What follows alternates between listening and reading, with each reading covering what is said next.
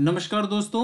आइए हम लोग डिस्कस करते हैं अपनी मोस्ट इम्पॉर्टेंट क्वेश्चन सीरीज का लास्ट क्वेश्चन, जो कि पीआईएल है, पब्लिक इंटरेस्ट लिटिगेशन।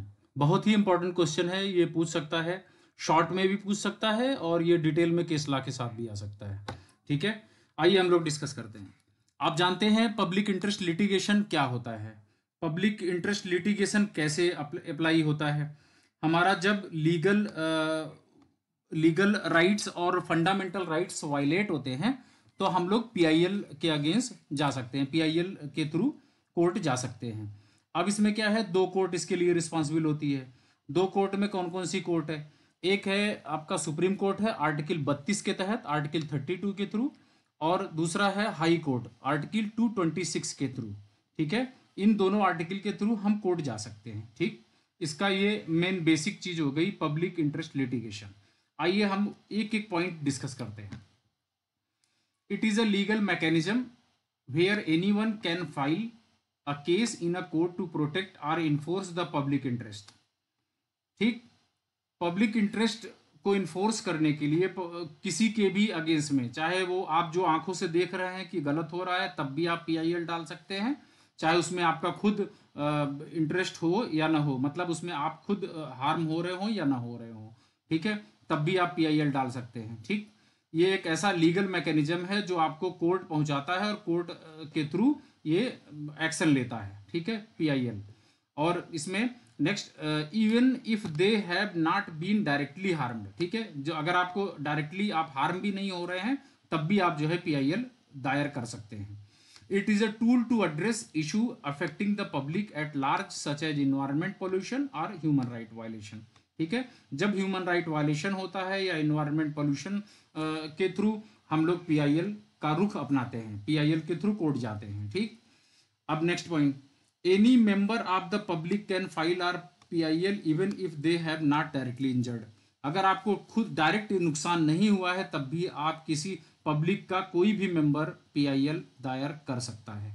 ठीक, next point, PIL are filed to resolve problems. ठीक है, पीआईएल जो पब्लिक इंटरेस्ट लिटिगेशन होता है जिसे जनहित याचिका कहते हैं, वो दायर की जाती है प्रॉब्लम सॉल्व करने के लिए। ठीक है, resolve problems that affect the legal rights of a community और द पब्लिक। पब्लिक या कम्युनिटी का जब लीगल राइट अफेक्ट होता है तो हम लोग कोर्ट जाते हैं, पीआईएल फाइल करते हैं, जिससे हमें प्रॉब्लम सॉल्व किया जाता है हमारा। ठीक है, PIL can be filled in SC and SC, जैसे कि अभी हमने डिस्कस किया कि आर्टिकल 32 के थ्रू हम लोग सुप्रीम कोर्ट जा सकते हैं, आर्टिकल 226 के थ्रू हम लोग हाई कोर्ट जा सकते हैं।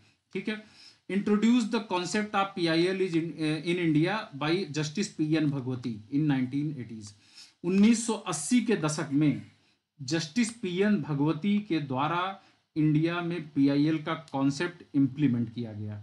ठीक, और ये पीआईएल का कॉन्सेप्ट आया कहां से था? ये अमेरिका से आया था, ये ध्यान रहे आप लोग को, अमेरिका से आया था।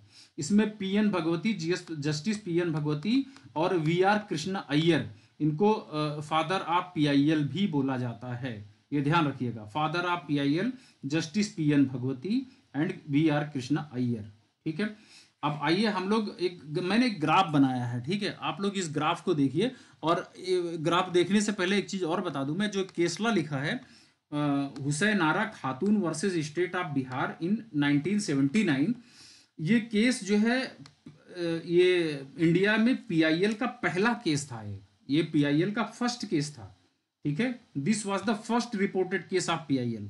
ठीक, और ये जो है हुसैन आरा खातून वर्सेस स्टेट ऑफ बिहार, आपका जो पांचों रिट्स है, ठीक है, पांचों रिट्स में एक पहली रिट्स आती है हैबियस कॉर्पस। ठीक है, हैबियस कॉर्पस के अगेंस्ट में ये हुसैन आरा खातून वर्सेस स्टेट ऑफ बिहार इन 1979 का केस था। ठीक, इसका इन्वायरमेंट से कोई संबंध नहीं, हमने इसलिए लिखा है केसला हुसैन आरा खातून, ये जो है पहला केस दायर किया गया था पीआईएल में। ठीक है, पीआईएल का केस हम डिस्कस करने के लिए हम लोग एक केसला डिस्कस कर लेते हैं, जो कि आप किसी टॉपिक में लिख सकते हो, बहुत कॉमन इन्वायरमेंटल पॉल्यूशन के लिए है। AMC Mehta versus union of India. ठीक है, ये क्या केस था? एएमसी मेहता बनाम जो भारत संघ का मामला था, 1986 का केस था। ठीक है, ये एक ऐतिहासिक इन्वायरमेंट कानून वाला मामला था, ठीक है। जो ओलिव गैस, एक ओलिव गैस होती है, उसके रिसाव के बाद दिल्ली में दायर किया गया था ये पीआईएल, ठीक। यह मामला भारत में जो है पूर्ण उत्तरदायित्व, इसको बोलते हैं अब्सोल्यूट राइट, ठीक है। जो है अब्सोल्यूट प्रिंसिपल बोलते हैं, या कह दो कि आप पूर्ण उत्तरदायित्व के सिद्धांत को स्थापित करने के लिए जाना जाता है, ठीक है। जिसका अर्थ क्या है? जिसका अर्थ है चाहे आप लापरवाही छोटे स्तर पे कर रहे हो या बड़े स्तर पे कर रहे हो, तो उसमें जो है नुकसान का जिम्मा आपको उठाना पड़ेगा, ठीक है। यही कहने का इसका मतलब था अब्सोल्यूट राइट का, पूर्ण उत्तरदायित्व का, कि किसी उद्योग को अपनी गतिविधियों से होने वाले किसी भी नुकसान के लिए जिम्मेदार ठहराया जाएगा, चाहे वो लापरवाही किसी भी स्तर पे की गई हो, ठीक है। ये है। और इस मामले में जो इन्वायरमेंट के कार्यकर्ता थे एमसी मेहता, ठीक है, इन्होंने दिल्ली के Shri Ram foods and fertilisers industry द्वारा जो ओलियम गैस रिसाव हुआ था, जो Shri Ram foods and fertilisers industry द्वारा जो ओलियम गैस रिसाव हुआ था, उसके संबंध में सुप्रीम कोर्ट में एक मामला इन्होंने दायर किया था। कौन दायर किया था? एमसी मेहता ने, ठीक है। और कहाँ से ये ओलिव गैस रिलीज हुई थी? Shri Ram foods and fertilisers industry से। कहाँ की कंपनी थी? दिल्ली की कंपनी थी, ठीक है। इससे जो है काफी इफेक्ट आया था, एयर पोल्यूशन फैल गया था बहुत ज्यादा। आपको याद हो कि हमने पिछले वीडियो में भी डिस्कस किया है भोपाल गैस ट्रेजिडी, ठीक है। भोपाल गैस त्रासदी का केस 1984 का था। भोपाल में मिथाइल आइसोसाइनेट सिक्रिट होने के बाद मिथाइल आइसोसाइनेट लीक हो गई थी और जो है उससे 10,000 लोग मरे थे। वहां भी पीआईएल डली थी और यहां भी पीआईएल डली है। ये भोपाल गैस त्रासदी के बाद दूसरा केस था, MC Mehta versus union of India 1986, ठीक है। ये जो है 84 में आया था भोपाल गैस त्रासदी, और ये उसके बाद आया 1986 का, ठीक है। यह मामला इस बात का एक महत्वपूर्ण उदाहरण है कि कैसे सुप्रीम कोर्ट ने पर्यावरण संरक्षण और नागरिकों के मौलिक अधिकार, जो सिटीजन्स का फंडामेंटल राइट होता है, उसकी रक्षा किस तरीके से करता है, ठीक है। आर्टिकल 32 और आर्टिकल 226, ठीक है। ये हमारा डिटेल में पीआईएल। अब आइए हम डिस्कस करते हैं ग्राफ वाला अपना। देखिए हमारे ग्राफ में जो देख रहे हैं आप, ये देखिए एक तरफ लिखा है लेफ्ट साइड में नंबर ऑफ पेंडिंग केसेस। समझिए इसको, तब आप समझ जाएंगे कि ये क्या है ग्राफ का मतलब। Number of pending cases, corner पे देखिए नीचे 0 लिखा है, उसके ऊपर 50,000 लिखा है, उसके ऊपर 1 लाख लिखा है। मैंने मार्क किया है 0, 50,000 और 1 लाख। और हॉरिजेंटली देखिए जहां ईयर ऑफ पेंडिंग केसेस है, ईयर लिखा है 2023, 2024, 2025, ठीक है। अब देखिए 3 पिलर खड़े हैं। पहला पिलर 2023 पे खड़ा है कि 2023 पे पीआईएल का नंबर ऑफ पेंडिंग केसेस कितने थे, यानी 78,000 थे। कितना? अप्रॉक्स 78,000 थे, ठीक है। 2024 में कितने पेंडिंग केसेस थे? 80,104 केसेस वैसे एग्जैक्टली थे, बट यहां 80,000 मैंने एक राउंड फिगर लिखा है। 80,000 2024 में थे, ठीक है।